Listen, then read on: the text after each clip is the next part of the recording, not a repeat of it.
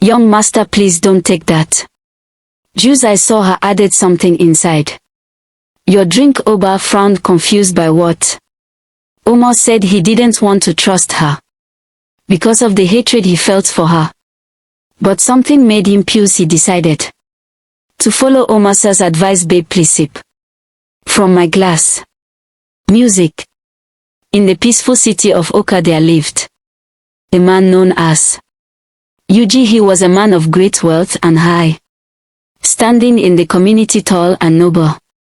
His presence commanded respect wherever he went. His skin was smooth and well cared for. He often wore elegant attire with richly embroidered abode and a red cap symbolizing his cheery title. He carried a walking stick adorned with gold. Despite his elegance, was known for his humility and generosity. He was always the first to contribute to community projects, and his philanthropic efforts had transformed many lives. His compound in the heart of Oka was an expansive estate filled with lush gardens, modern amenities, and a constant bee of activity. Yugab was also a successful businessman known for his sharp mind and a strategic investment. Had a beautiful wife who had suddenly passed away a few years after giving birth to their only child, Obina. Obina had grown up to be a handsome young man. His father loved and cherished him so much. Despite his wayward life, Obi never joked with his studies. He had associating himself with poor people and always liked to impress classy girls. Yuji had a housekeeper, a driver, and a gates man to manage his household. In the social gatherings, Chief Yuga's voice was calm and measured, reflecting his wisdom and experience. His laughter was hearty, often filling the room and putting everyone at ease. He treated everyone with respect, from the elders to the youngest children, making him well loved by all. One Sunday afternoon called for his son Obi. Come here, my son, he said with a gentle but firm voice. Obina, who was laying in the garden, rolled his eyes but walked over to his father. Yes, Papa, he answered, trying to sound polite.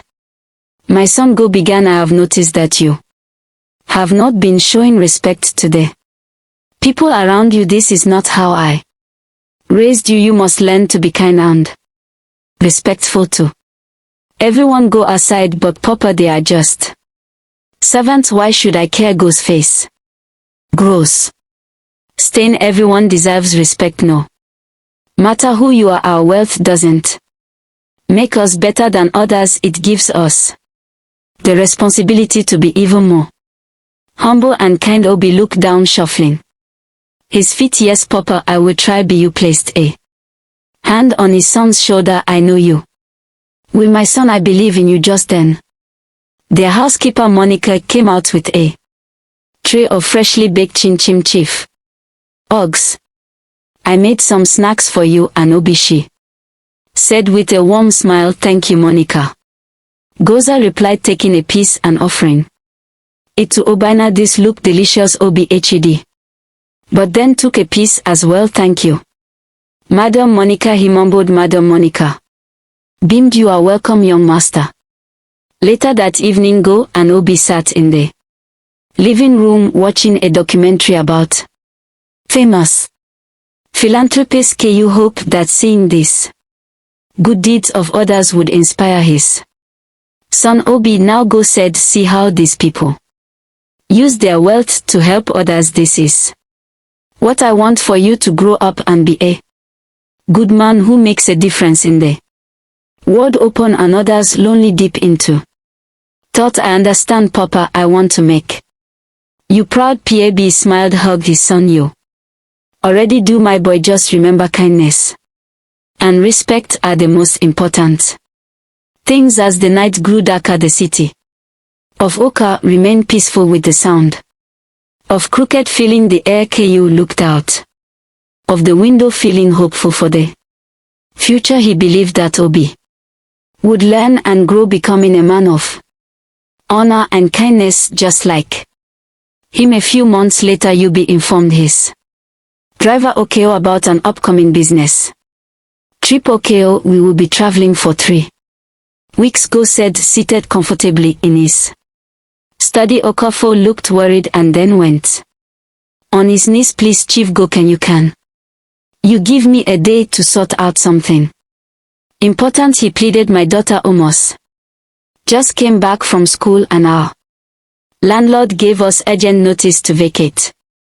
I need to find a place for her to stay while we are gone. Go thought for a moment. Tell us to come and stay here until we return. I have empty rooms in the house. Tripole's face light up with relief. Thank you, Chief, thank you so much. He was overwhelmed by Og's kindness. Later that night Obi came home very late.